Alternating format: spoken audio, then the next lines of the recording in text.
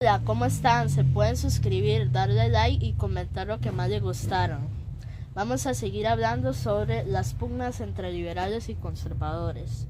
Luego del derrocamiento de Barrios durante el gobierno de Francisco Dueñas entre 1863 y 1871, fue nombrado presidente. Luego del derrocamiento de Barrios, Francisco Dueñas fue nombrado presidente provisional en octubre de 1863. Convocó a una asamblea constituyente que emitió la Constitución de 1864 con mucha influencia católica, aunque su contenido no se diferenciaba mucho del anterior, con la que tomó posesión como presidente electo en 1865 y le permitió reelegirse en 1869.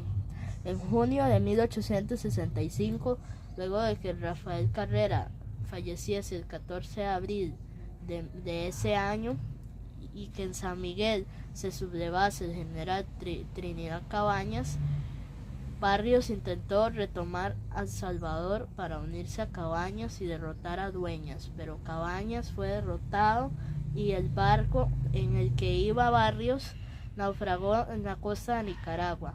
Barrios sería detenido y extraditado por el gobierno nicaragüense a El Salvador, donde fue enjuiciado y fusilado. A diferencia de su predecesor, Dueñas buscó llevar a cabo esfuerzos para fortalecer al Estado y sus instituciones. Durante su gobierno se emitió la bandera y el escudo que estuvieron vigentes desde 1864 hasta 1912. Se inauguró el primer Palacio Nacional, el primer Teatro Nacional y la Biblioteca Nacional. Se estableció la primera línea telegráfica. Se le dio más impulso al cultivo del café y se firmó un tratado de paz y amistad con España, con el que dicha nación reconoció la independencia del país, siendo dicho tratado firmado en Madrid y en el que estuvo como representante salvadoreño el ministro plenipotenciario Juan Víctor Herrán, etc. Al final de su mandato se le acusó de mal manejo de los fondos públicos y de violación a los derechos individuales. A pesar de ello, Dueñas mantuvo el puesto hasta 1871, con el apoyo de Guatemala. La historiografía liberal tradicional ha considerado a Dueñas un conservador ultranza y el responsable de la muerte de Barrios.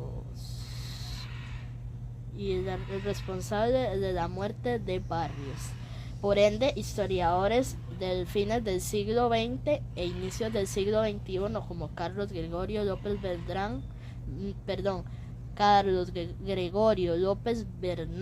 y Héctor Lindo opinan que la historiografía nacional no le ha dado el espacio que le corresponde, cuando en su gobierno, en relación con años pasados, hubo más avances en el desarrollo económico y las instituciones del Estado. Afirma Francisco Dueñas en su proclama: he gobernado en distintas épocas de la República y conocéis bien mis principios de moderación, mi propensión por la paz, mis ardientes votos por la prosperidad de nuestro país. Francisco Dueñas en su proclama al asumir el mandato provisionalmente en 1863. El gobierno de Santiago González, 1871 y 1876. En 1870, las cámaras legislativas habían decretado que el presidente podía reelegirse en 2 ocasiones, lo que significaba que Dueñas podía buscar un tercer mandato. Esto aumentó la oposición contra su gobierno. Carrera había fallecido en 1865 y Guatemala se enfrentaba a la Revolución Liberal de 1871. En abril de ese año, el liberal Santiago González, que antes había sido comandante en jefe del ejército durante el gobierno de Dueñas, contando con el apoyo del presidente hondureño José María Medina,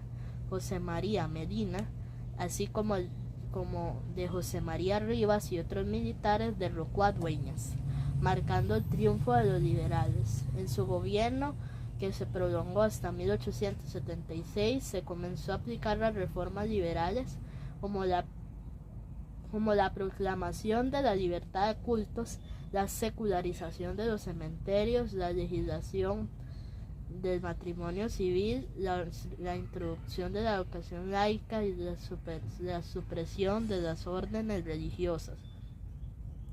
Para comenzar a llevar a cabo las reformas liberales, González convocó a una asamblea constituyente que emitió la Constitución de 1871, con la cual fue electo en 1872.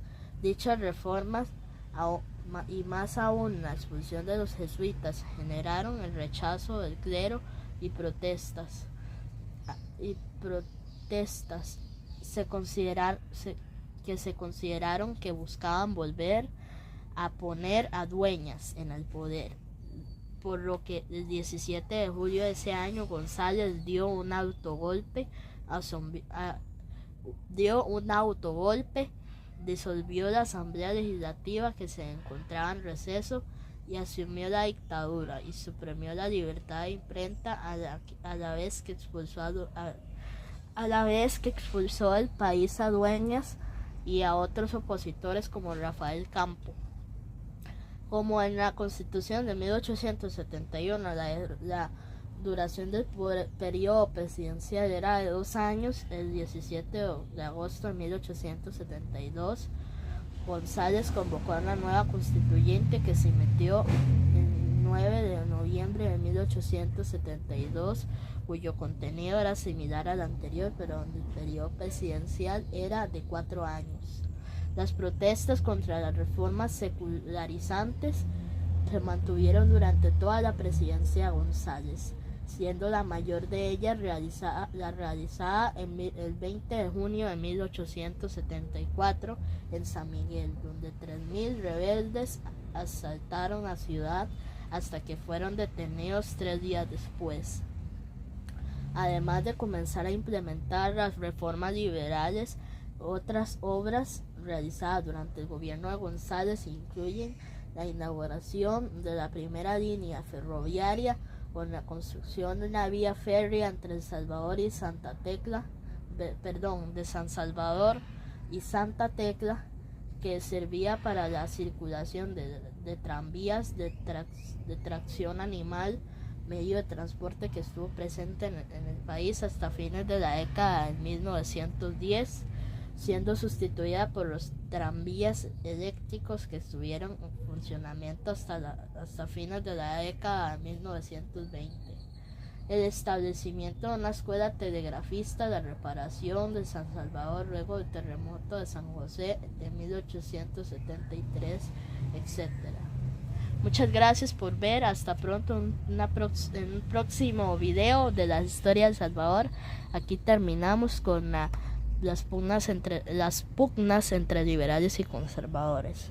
Muchas gracias.